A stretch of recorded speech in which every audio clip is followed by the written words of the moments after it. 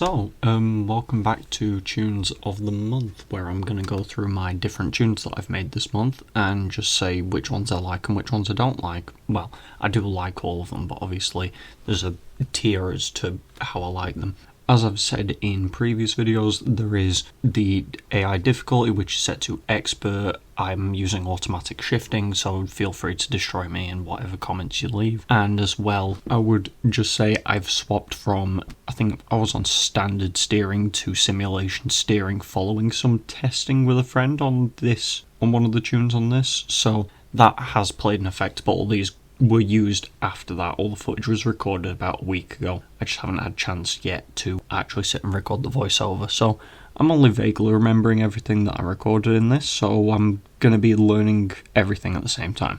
Feel free to watch me awfully drift in the background while I give this explanation. This month is something that I just felt like doing, where I wanted to pick some showcase cars that have come up in the previous games, and I'm considering making a video where it is going back through those games and building the showcase cars up in those games, rather than in Horizon 5, which isn't, well, it's the nicest feeling Horizon to me in terms of physics, but it's not exactly suited for every single car. But anyway, we will get into the first one. Okay, so the first car coming up is the Lamborghini Huracan 2014, just the standard one. It's not any of the special versions like I think the Cerato that's just been added to the game, or any of the other versions. It's the bog standard one. That was obviously the cover car for Horizon 2.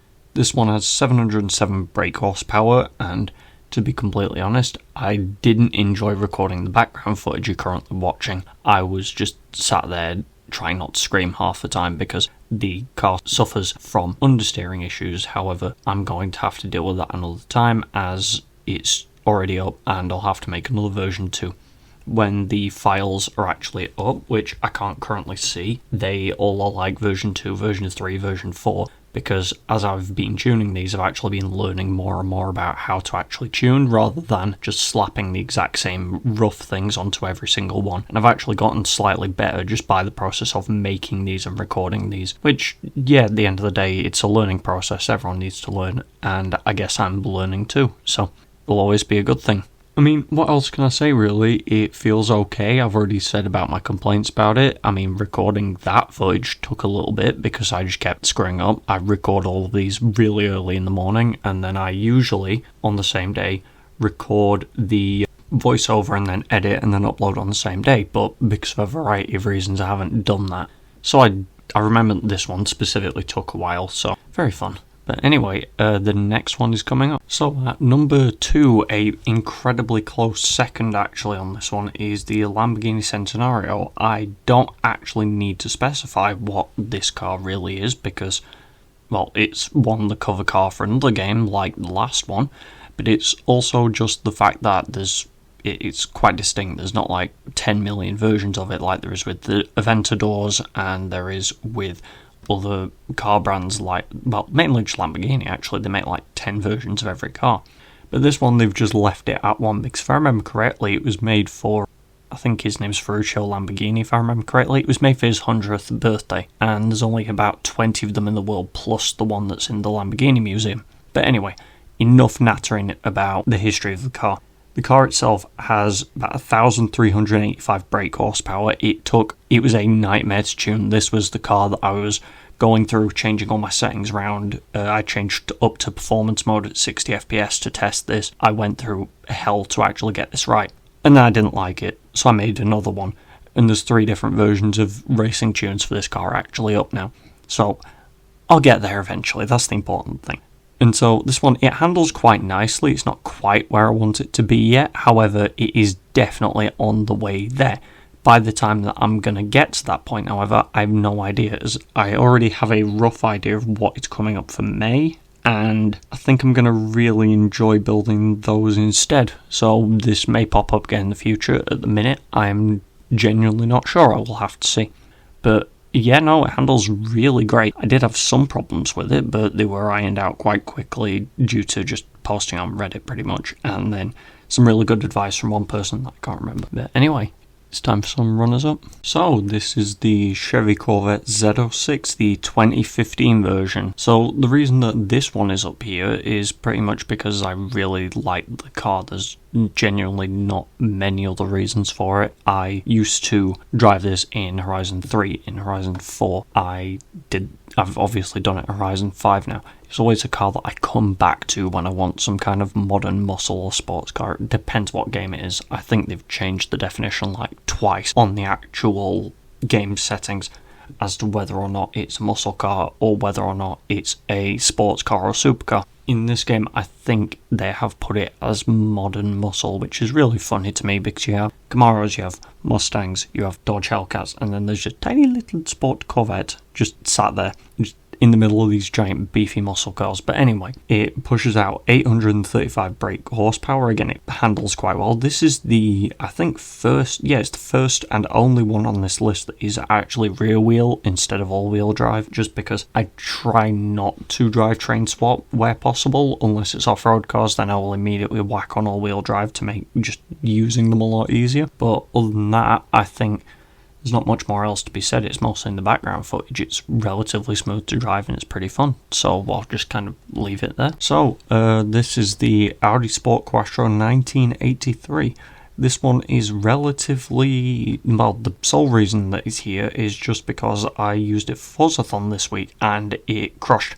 It absolutely destroyed everyone else pretty much that I was playing against, to the point where instead of just racing like you normally do, I started body blocking the AI to let people pass. It was quite fun actually. I've never really had the chance to do that before, other than 1 week where it was a load of racing trucks, no one had got upgrades except me, so I just jumped forward, slammed the brakes on and blocked everyone from getting past that wasn't a player.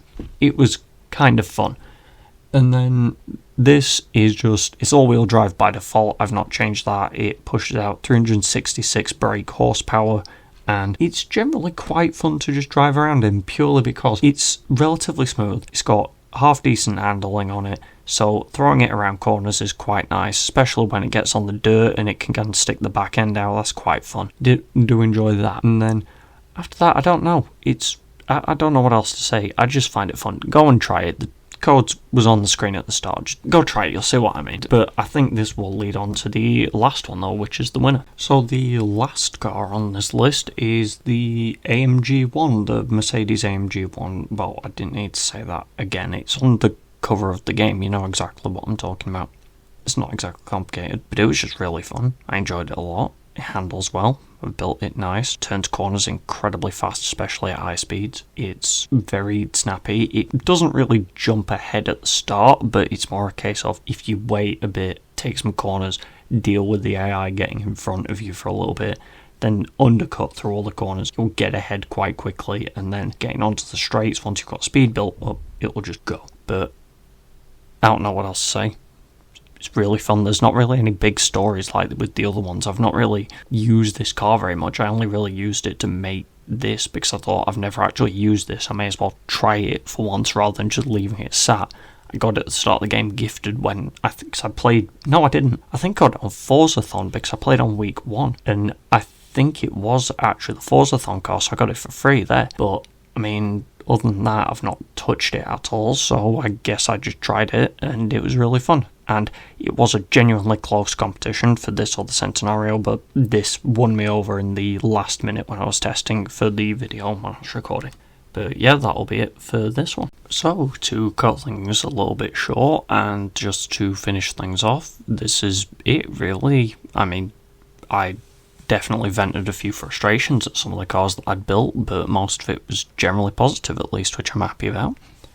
I don't know if the next video will actually be one of these. It might be something else. It depends if I have the time or the space to actually sit down and record everything for it. I'm going to have to see how life goes and see how everything lands and then make a judgment call based off that. But I am busy with exams and stuff at the minute, so that might end up coming either early. It'll be this month or next month, most likely. Also got a couple other things in the works, but it'll have to see.